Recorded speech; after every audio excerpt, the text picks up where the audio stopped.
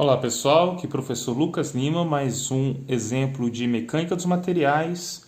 Temos aqui um eixo submetido a várias torções em diferentes pontos, né? Ponto A, B, C e D.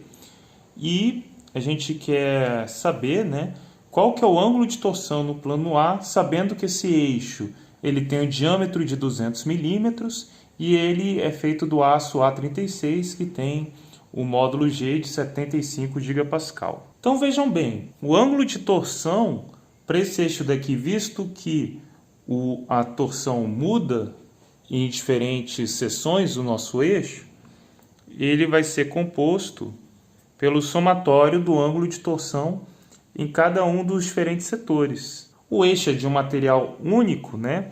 E também o diâmetro dele é constante, então esse J vezes G pode sair do somatório, né? E aqui a gente vai multiplicar pela torção que a gente tem em A e B, vezes o comprimento de A e B, mais a torção entre B e C, vezes o comprimento em B e C, mais a torção entre C e D, vezes o comprimento C e D, certo?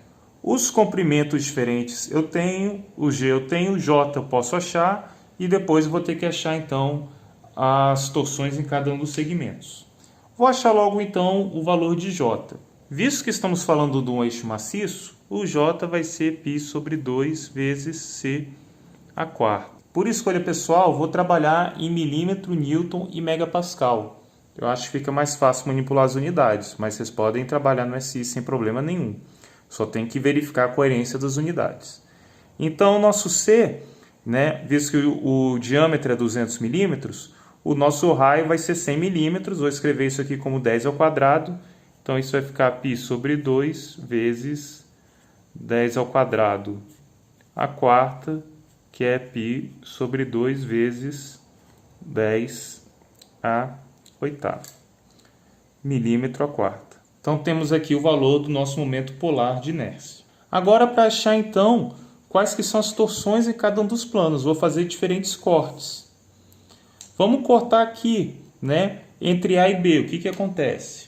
A e B, eu vou considerar positivo sempre saindo do eixo, tá? Então, entre A e B, eu vou considerar, então, que eu tenho, né, saindo do eixo em relação ao plano que eu cortei. Então, esse 80 kNm vai estar no sentido negativo, porque o positivo vai ser para lá. Então, somatório dos momentos em x igual a zero, considerando o x como o sistema de coordenadas, né, que passa pelo eixo central. Vou ter, então, menos 80, lembrando que eu estou em kNm, né, mais TAB igual a zero. Logo, encontro que TAB igual a 80 kN vezes metro. Vejam aqui, ó, que isso daqui vai estar saindo do eixo. Logo aqui, tenho aqui 80 kN vezes metro. Agora eu vou fazer então a seção BC. Então, para a seção BC, somatório dos momentos em x igual a zero.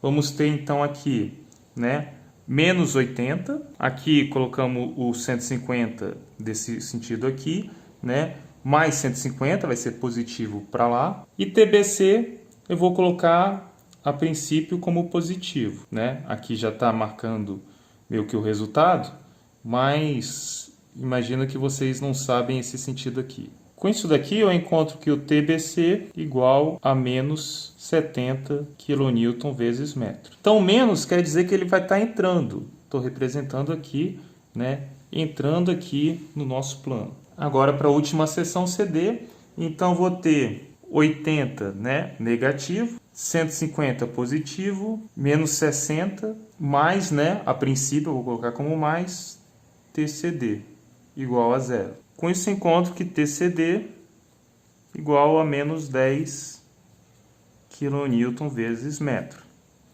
Como é menos, vou representar aqui no sentido entrando no eixo, 10 kN metro. Então agora eu tenho aqui, ó, 80, menos 70, menos 10. Posso até descrever isso no diagrama, né, do torque interno do eixo. Então ele começa com 80 kN vezes metro na seção AB, Depois de 3 metros, ele vai cair para menos 70, que eu encontrei aqui em BC, né? E depois ele sobe para menos 10, tem o torque em CD. Vocês poderiam também, quem tem mais facilidade, fazer direto aqui do diagrama, né? Fazendo um corte aqui, você vai ver, né, pelo primeiro corte, que para equilibrar esse momento aqui, você vai ter que ter um momento no sentido oposto, então vai ter que ser saindo do plano de corte, então vai ser 80 kNm. Depois você vai ter um momento no sentido oposto do que estava inicialmente, né? Então quer dizer que ele vai cair de 150, então se ele estava em 80, ele cai para menos 70, e aí depois o momento oposto a esse, né? Então quer dizer que ele vai subir de 60. Então de menos 70 ele sobe para menos 10 e, né, aqui no finalzinho ele tem que terminar em equilíbrio, a gente tem 10 dessa forma.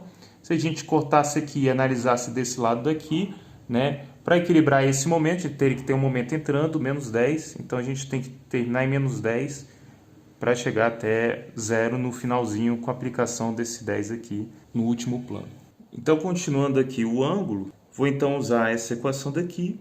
Tem o J e G, né? Então, vou colocar 1 sobre o nosso J, π sobre 2 vezes 10 oitava, em milímetro a quarta. Já que eu vou utilizar a unidade de milímetro, né, para ter coerência das unidades, eu tenho que usar milímetro, megapascal e newtons. Então, aqui, em vez de gigapascal, vou escrever em megapascal vezes 75 vezes 10 ao cubo. Isso aqui tudo no denominador, que vai multiplicar TAB 80 kN vezes metro, posso transformar isso em newton milímetro multiplicando por 10 a sexta, vezes LAB, sendo que LAB é 3 metros, então para milímetro vou multiplicar por 10 ao cubo, mais TBC, que é menos 70 kN, então 10 a sexta para ficar newton milímetros, vezes LBC, que é 2 metros, 2 vezes 10 ao cubo. E depois, né, TCD, aqui dessa equação, vezes LCD, que vai ser 1,5 vezes 10 ao cubo. Vejam que aqui eu posso dividir todo mundo por 10 ao cubo, e o 10 a sexta também posso simplificar, e aqui ficaria 10 ao quadrado. Isso me resulta em φ igual 1 sobre π ao quadrado vezes 10 ao quadrado vezes 75, multiplicado por 80 vezes 3 menos 70 vezes 2 menos 10 vezes 1,5.